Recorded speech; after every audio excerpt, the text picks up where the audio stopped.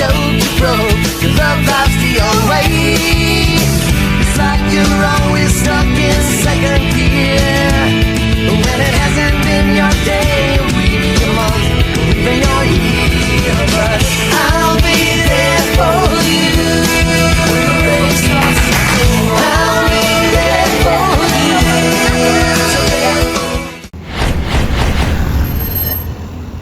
Halo teman-teman, selamat datang di vlog kami. Hari ini kita lagi jalan menuju salah satu UMKM hits yang ada di Kruku, Kecamatan Dewantara, Kabupaten Aceh Utara.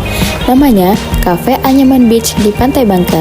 Cafe ini sudah ada sejak tahun 2024, tapi sampai sekarang masih jadi tempat favorit wisatawan buat foto-foto atau sekedar menikmati keindahan pantai sambil menikmati makanan yang ada di Cafe Anyaman Beach. Dan akhirnya kita sampai. But if you're too drunk to drive and the music is right, she might let you stay, but just for the night. And if she grabs for your hands and drags you along, she might wanna kiss. Sebelumnya perkenalkan kami dari Universitas Maliku Saleh dari program studi administrasi publik, terkhususnya dari kelas 5B.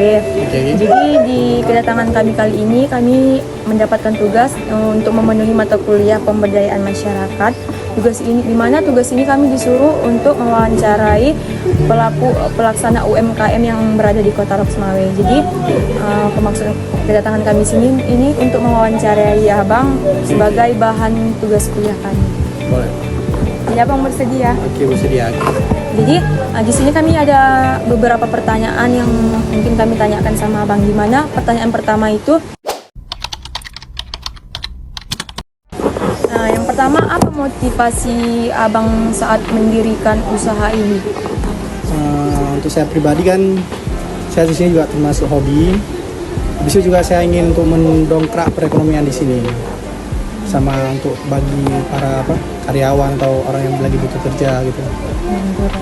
Untuk pengangguran itu untuk motivasi saya kan. Seperti mengurangi angka pengangguran yang ada di kota ini. Kalau boleh tahu sejak kapan usaha ini didirikan? Ini kalau dibilang tuh sekitaran setahun yang lalu lah. Kalau dari pertama tuh sekitar 1,5 tahun, 2 tahun, 1 tahun itu proses pembangunan. Habis itu siap, kami buka ya sekitar setahun yang lalu lah gitu. Saat Abang merencanakan untuk mendirikan usaha ini, apa latar belakang yang mendorong Abang bisa, aku harus mendirikan usaha ini? Ya kalau dibilang saya kalau emang cita-cita dulu emang jadi pengusaha gitu kan.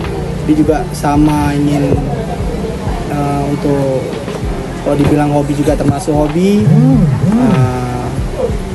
Itu ya bilang kayak tadi itu kayak kita juga mau buat mengurangi pengangguran yang di sekitaran sini gitu. Bisa dibilang memang jiwanya. Ya jiwanya memang latar belakang usaha. Habis itu apa visi awal Abang bangun usaha ini? Visi, kalau dibilang visinya sih kayak bilang tadi juga tuh. Kan yang pertama kita di sini juga untuk mengurangi pengangguran. Itu visinya. Ya. Yang kedua saya pribadi juga untuk hobi. Habis itu gimana kita bilang? Kalau dibilang karena di sini tuh saya juga ada tengok kan, ini bagus buat pariwisata. Jadi untuk daerah-daerah segini di sini juga lebih istilahnya tuh bisa cocok buat untuk memajukan daerah setempat gitu. Habis itu apa perubahan motivasi Abang tuh mendirikan usaha ini hingga saat ini berkembang gitu? Kalau dibilang sih, kalau dari pertama emang udah pikir panjang gitu. Isi termasuk sekarang lagi mau ini kan lagi buat kafe juga masih pembangunan, ya kan? Iya. Di kafe. Habis itu orang kami juga target ke depan juga mau buat penginapan juga di sini. Kayak homestay. Kayak homestay itu yang di belakang lagi buat di depan tadi. Biar lebih kembang. Lebih gitu. kembang lagi kan. Di untuk pariwisata juga cocok gitu kan. Baik Bang, di sini saya akan menanyakan tentang prospek usaha. yang dimana usaha abang ini tetap berkembang selama 5 tahun sampai 10 tahun ke depannya. Untuk prospeknya, saya juga pribadi di sini tuh lebih mengedepankan tempat dulu, habis itu orang kami juga targetnya ada membuat penginapan. Itu prospek untuk kedepannya untuk bertahan sekitaran 3 atau 5 atau seterusnya gitu. Di sini juga didominasi dengan klasik-klasik kayak faktor apa yang menurut abang usaha abang ini bisa dipertahankan dan diperkembangkan selanjutnya? Ya untuk dipertahankan, termasuk kayak saya bilang tadi itu, di sini kita juga lebih fokus kepada pelayanan dulu kan, ya untuk bisa bertahan pelayanan dari segi kualitas itulah. Baru kayak di sini masih kayak alami gitu. Ya. Bagaimana tren pasar mempengaruhi arah usaha abang saat ini? Untuk trennya kita di sini juga lebih mendepankan kalau kita bilang makanan, dari segi makanan gitu. Makanan juga kita lebih kayak ikut zaman lah, ada kualitas makanan banyak gitu di sini. Selama abang menjalankan kafe ini, peluang apa yang paling besar yang dirasakan abang menjalankan usaha ini? Kalau dibilang peluang sih, kita di sini tuh lebih kayak untuk di hari karena itu tempat wisata. Saya juga targetnya emang bagian wisatawan juga kan, termasuk orang yang di luar kota gitu. Kalau dilihat peluang di sini terlebih dulu di hari weekend, di hari-hari weekend, di hari-hari libur itu orang kami juga tengok gitu kan. Saya juga pribadi tengok di sini gimana peluang bisnisnya gitu. Itu di pertama ya. Karena juga di tempatnya juga ada termasuk bagus kan, termasuk di tempat yang cantik gitu kan. Selama membangun usaha ini bang, teknologi apa yang dianggap membuka peluang ini bagi UMKM seperti usaha Media sosial gitu. Ya, Kalau dibilang teknologi kita kan di sini kan pastinya kita mainnya kayak di di sosmed, kayak Instagram, TikTok. Di situ juga orang kami juga lebih banyak mempromosiinnya di TikTok, di Instagram, atau sekarang juga kami juga pernah ajak beberapa artis di lokal sini kan, ngajak buat video klip. Berarti dengan mempromosikan lewat TikTok dan Instagram. Ya. Gini kan bang, pasti otomatis mulai bisnis dari awal itu memiliki tantangan yang sangat berat atau halangan apa gitu. Dari mulai bisnis ini dirintis sampai bisa seperti sekarang gitu. Jadi tantangan apa yang abang hadapi dari awal membuat bisnis ini atau merintis bisnis ini gitu? Kalau tantangan sih banyak sih tantangannya. Termasuk orang kami yang pertama tuh nge-hire dulu orang karyawan dulu kan. Itu yang pertama, karena termasuk kadang-kadang bukan susah mencari tapi susah untuk mendidik karyawannya gitu. Itu kalau yang salah satunya karyawan. Habis itu ya termasuk akses masuk kan, termasuk orang kami juga jalannya masih kurang bagus gitu. Nah kalau dibilang tantangannya sih, habis itu ya termasuk ya kalau dibilang lain sih masih banyak masih tantangannya gitu.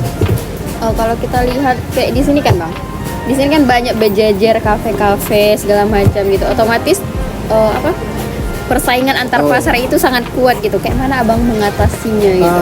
Orang kami sih lebih ke pelayanan yang pertama dulu kan, pelayanan. Habis itu kita di sini juga menjaga kualitas ya makanan, minuman semua ya kan. Habis itu tempat orang senyaman mungkin di sini gitu. Jadi untuk mengatasi semua permasalahan mulai dari pasar ini segala macam, berarti orang abang ini memperbaikinya mulai dari kualitas, kenyamanan, makanan segala macam ya. Sejauh abang membuka usaha ini nih, udah berapa banyak pegawai yang abang pekerjakan di UMKM abang ini? Untuk bekerja di sini ada sekitaran 10 orang. Itu juga ada tugas masing-masing gitu. Gimana nih bang proses perekrutan abang mengenai tenaga kerja yang bekerja di Cafe Anyaman Beach ini? Untuk rekrutannya kami lebih mementingkan tuh orang-orang yang di sekitar dulu. Fokusnya ke orang-orang yang ada di sekitaran kafe ini kan, tempat usaha ini. Jadi itu fokus yang paling utama. Jadi orang kami lebih kayak, kalau dibilang sih ada cuman pengumuman, ya kan, untuk warga-warga sekitar dulu gitu. Berarti kebanyakan di sini yang kerja orang-orang Oh ya, sekitar orang-orang sini. sekitar sini. Lalu bagaimana nih Bang proses pembagian tugas dan apakah di sini tuh punya struktur atau SOP untuk para pegawai yang ada di sini? Ya, orang kami di sini juga kalau bagian tugas juga dibagi-bagi kan. Sekarang ada yang di bagian di dapur kitchen ya, di bar baristanya kan. Habis itu di kasir sama jadi waiters. Ada nggak Bang pelatihan yang Abang berikan untuk tenaga kerja yang ada di sini gitu agar mereka kira-kira maksimal saat kerja gitu? Ya, orang kami juga sebelum kerja itu ada training dulu sebulan. Habis itu baru dianggap sebagai karyawan kan. Nah, ini training dulu sebulan. Habis itu di situ dilatih semua. Nah, habis itu udah nanti baru fix kerja gitu. Sebelumnya udah ada belum Bang? Dia udah ikut training nih sebulan gitu, tapi kurang mumpuni nih, gini nggak bisa gitu. Itu bagaimana? Tapi kalau saya pribadi itu tetap mempertimbangkannya. Semasa si karyawan itu juga ada minat buat kerja. Mungkin kita langsung saja ke pertanyaan terakhir ya Bang. Boleh. Berapa sih omset Abang yang didapat itu dalam sebulan atau seminggu dulu mungkin? Orang kalau bilang sih kalau sekitaran sebulan tuh sekitaran, ini kalau bilang per hari dulu ya boleh ya. Kalau per hari kan kami itu omsetnya sekitaran 5 juta gitu. Itu untuk per hari. Untuk per hari 5 juta. Untuk sebulannya sekitaran, itu kotor kalau dibilang. Itu kan nanti ada pemotongan kayak bayar inilah bayar itu kan. Itu. Jadi kalau sebulan sekitaran 150 juta gitu kalau sebulan. Sebelumnya terima kasih Bang telah meluangkan waktunya untuk kami wawancara terkait pemberdayaan masyarakat, pengembangan usaha UMKM yang ada di Lok Semawe ini.